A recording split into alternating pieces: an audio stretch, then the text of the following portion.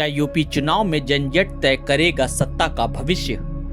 उत्तर प्रदेश विधानसभा चुनाव से पहले सियासी दलों ने एक नए वोट बैंक पर अपनी नजरें गड़ा दी है और इस वोट बैंक का नाम है झंझट यानी युवा वोटर। दिल्ली से लेकर झारखंड तक छात्र आंदोलनों ने जिस तरह युवाओं के मुद्दों को चर्चा के केंद्र में ला दिया है, उसके बाद यूपी की राजनीति में भी हलचल तेज हो गई है।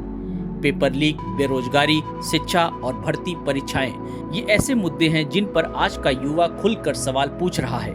कहा जा रहा है कि उत्तर प्रदेश में झंझट वोटर्स कुल मतदाताओं का करीब 15% हिस्सा हो सकते हैं। अगर इस वर्ग का सिर्फ 5 से 7% वोट भी किसी एक पार्टी की तरफ झुक गया तो चुनावी नतीजों पर बड़ा असर पड़ सकता है। यही वजह है कि अखिलेश यादव से लेकर राहुल गांधी, मायावती, चंद्रशेखर आजाद और मुख्यमंत्री योगी आदित्यनाथ तक युवाओं से जुड़े मुद्दों को लगातार उठा रहे हैं। समाजवादी पार्टी छात्र आंदोलनों और पेपर लीक के मुद्दों पर युवाओं के साथ खड़ी दिखाई दे रही है। कांग्रेस भी छात्रों की गूंज जैसे कार्यक्रमों के जरिए युवा वोटर्स तक पहुंचने की कोशिश कर रही है। वहीं मायावती ने युवाओं को जोड़ने की जिम्मेदारी आकाश आनंद को दी है।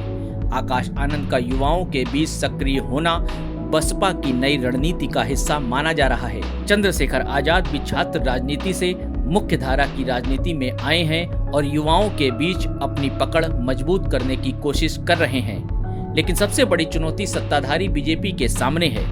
मुख्यमंत्री योगी आदित्यनाथ लगातार युवाओं और रोजगार की बात कर रहे हैं। पेपर लीक के खिलाफ कार्रवाई और भर्ती परीक्षाओं को पारदर्शी तरीके से कराने का दावा सरकार की रणनीति का अहम हिस्सा है। अब सवाल सिर्फ इतना है, क्या झंझट जाति और परिवार की राजनीतिक पसंद से ऊपर उठकर अपने मुद्दों पर वोट करेगा?